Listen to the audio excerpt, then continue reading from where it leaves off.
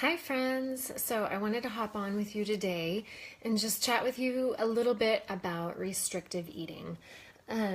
So restrictive eating, it's kind of been something that has been on my heart lately because I actually have a pretty sordid past with restrictive eating, and I know that many of you might as well. Some of you might be experiencing restrictive eating right now and not even know it.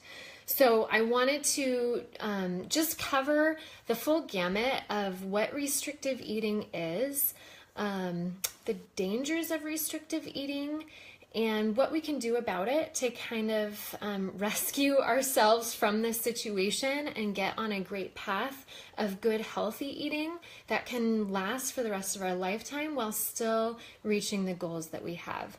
So first of all, what is restrictive eating?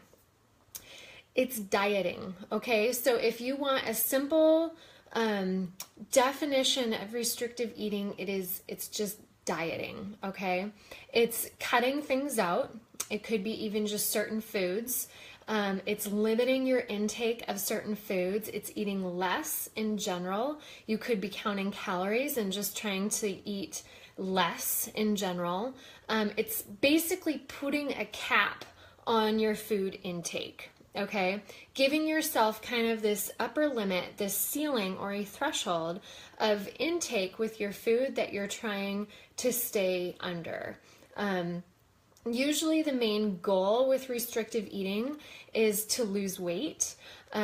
Usually that's why we do or implement restrictive eating or dieting is generally to lose weight. Okay, there's not really a whole lot of other reasons why you would implement restrictive eating other than just really having this desire or this need to lose weight, to get leaner, to tone up. So usually that's why someone will go down the road of cutting things out. You know, they're not going to say, I'm going to restrict my eating. That's not terminology that's going to get used. It's usually, I just need to cut things out. I got to buckle down. I got to start saying no to this. I have to eat less of this. I need to get on a diet. That's usually what it looks like. And that is restrictive eating. You're restricting your intake of food in a nutshell.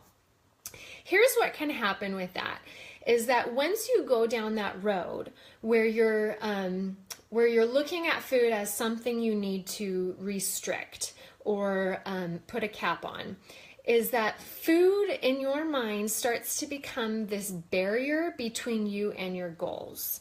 Food has now become your enemy in a sense. And food tends to be the main thing in our minds that's standing between me and what my goals might be. And usually those goals are to lose weight of some form. Okay, so usually food with restrictive eating has suddenly become this barrier standing between you and your goals. Here are some signs that has occurred in your life, that food has become the enemy. And it is the barrier between you and your goals. Feeling guilty when you eat. Okay, if you go to a restaurant and you eat food, or even at home, if you find yourself snacking and you get this big, deep sense of guilt, that could be a sign that food has become your enemy in a way. Feeling successful when you actually skip a meal. Okay, if you go about your day and you forget, or you maybe purposefully choose to skip a meal of the day and you get a sense of success with that, or you did a good job in some way, even though you might not admit that to someone else, that's a good sign that you're following a restrictive eating pattern that's probably not healthy for you.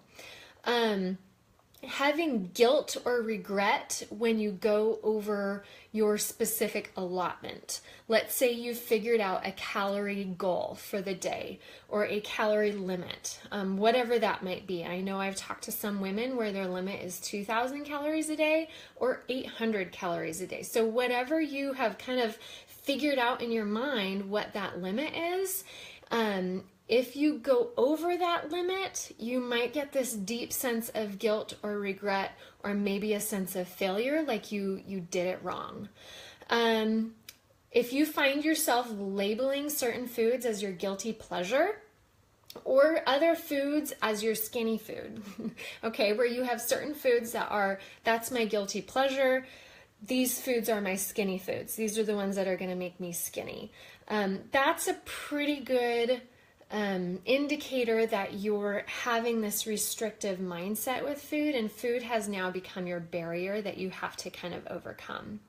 So with restrictive eating, here are some things that can actually happen if you go down the road of restricting your intake in one degree or another. So cutting things out, eating less, dieting, that kind of stuff. So that's what I'm talking about with restrictive eating.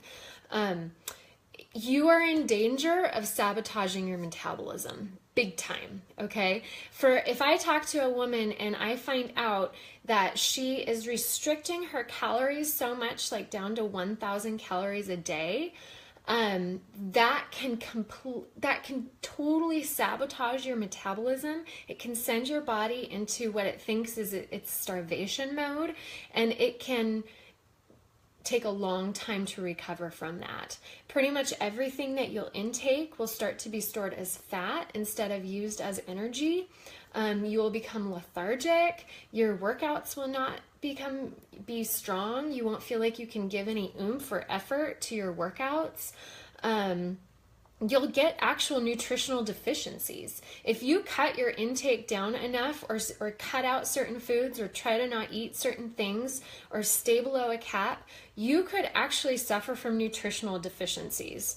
You just won't be able to get all the nutrients in your body that your body needs. And that can be really damaging to your overall health, both now and long term. And then obviously all the mental sabotaging that goes on when you're following a restrictive eating pattern. So what do we need to do to stop all this restrictive eating behavior? And once again, I'm talking about any type of behavior where you're thinking, I got to cut things out, I got to eat less of this, I've got to stay below this number threshold, dieting, basically putting a cap on your food intake. So what do we need to do to kind of put a stop to this attitude and this behavior? Stop seeing food as your enemy. Food is not a barrier between your body and your goal body.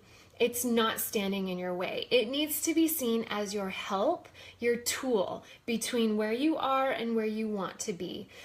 See food as a very, very good thing that your body needs and you need a lot of, okay?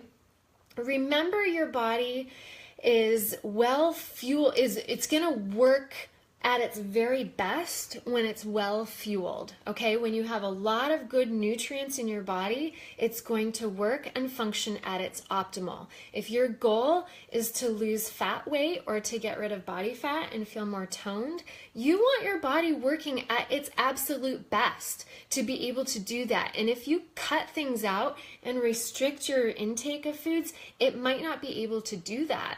It might be running on empty, okay?